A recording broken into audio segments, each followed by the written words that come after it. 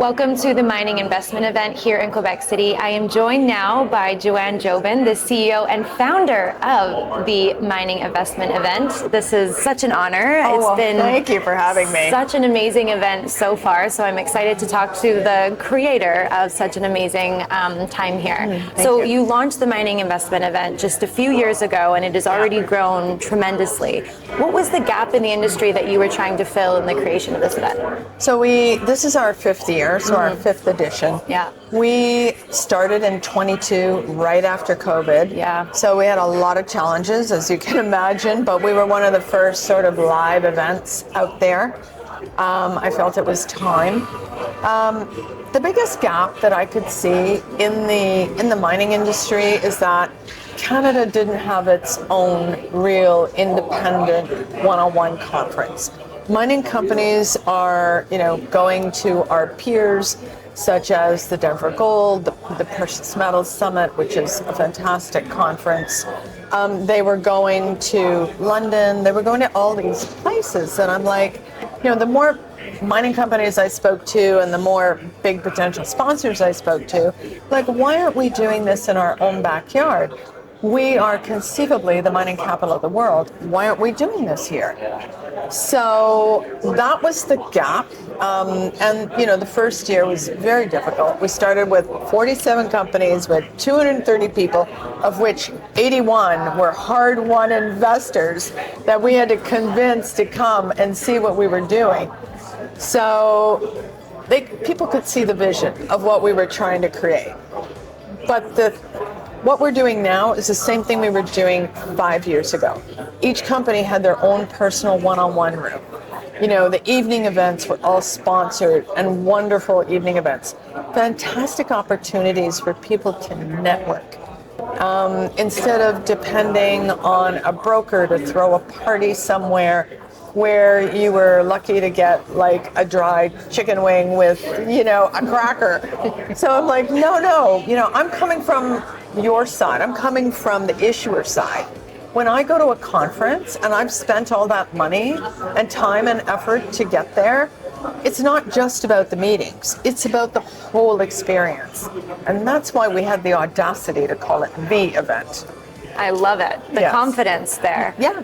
So I was going to ask what you think has resonated most with investors and companies, but do you think that is it? It's not just about the meetings, it's about the whole experience. Yeah. And don't get me wrong, right? The meetings are super important. I mean, that's why they come here, to meet the investors. And we've delivered. Every year we've brought in more investors. And I get this comment all the time. I see people here that I've never seen before, right? So Quebec City in itself is an incredible draw. And the word is out, oh my God, this is such a great conference. I had such a good time. So they're not just happy with their meetings. We're treating them really well in the evening events, and we're running these beautiful, our evening events are kind of legendary. Last night was spectacular. I was blown away. Yeah, and it's not a dusty sit-down awards dinner. It's a networking event. With the most glamorous core shacks in the business, right? We've got great food. People can get watered and fed, and they're still talking and they're still connecting.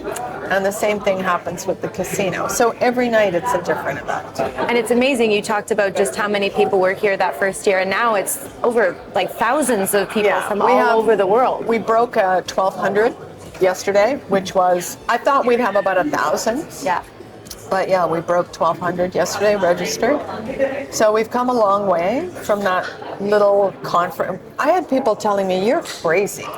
You're crazy. And I'm like, am I? I almost went crazy the first year. There was a lot of anxiety, I have to say. Well, I was going to ask as well, because I'm sure in your career you've attended tons and tons of conferences and events, like this, maybe not the same standard, but what was it inside of you that gave you that confidence that you could do it yourself? Well, I mean, you never know until you really try, and I'm really good at logistics, and this is an exercise in logistics, huge logistics, but, I've been to conferences all over the world, Peru, Brazil, all over the US and Canada, Australia, and each conference has shining moments. And I said, if we can take the best of this person and that conference and put it all together and make sure that the issuer and the investor come first and they're like really well treated, they're going to come back.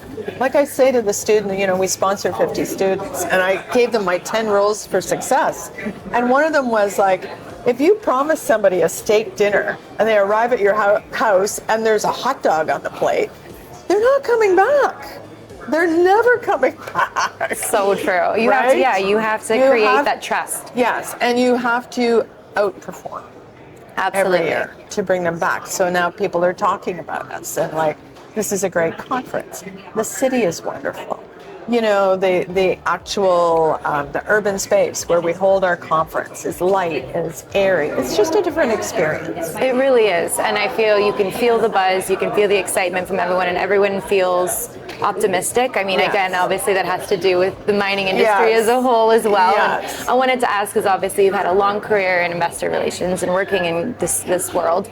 So how have you seen that landscape change, even in your career, and even since you started the event 5 years ago? So the first thing I did in my career was I did the first site visit for Barrick in '86 to Goldstrike and Mercer mines, and in those days there was no internet. I mean, everything was by phone. We sent invitations by mail. I'm not kidding you. Oh my goodness! It was like Fred Flintstone on a tablet, And I remember distinctly being like my boss is like, we're doing this thing and it's happening in a month and you got to get it figured out.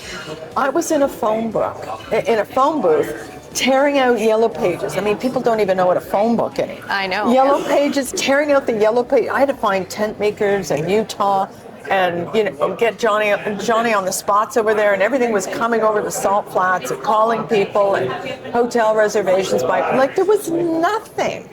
Like right? It is now.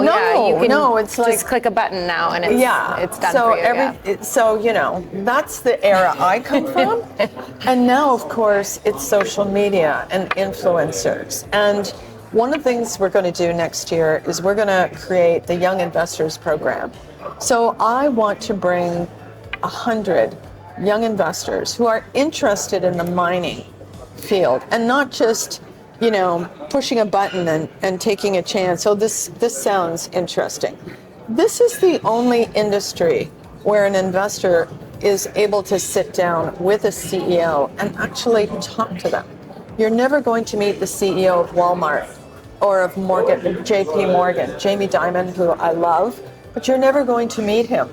You're never going to travel in those rarefied circles, but you can sit down with $1 billion market cap company and have a conversation. And I can guarantee you that CEO values your contribution to his company. So these are things that, it's a quiet luxury investment. It's not flash. It's not fast. It's not about AI, although you can incorporate AI in your research of that company. But it's a strategic investment that you're going to make in somebody. You're going to learn about the CEO. You're going to learn about the industry. You're going to learn about the actual asset. So it's like buying quiet luxury products. It's the same idea. If you know, you know.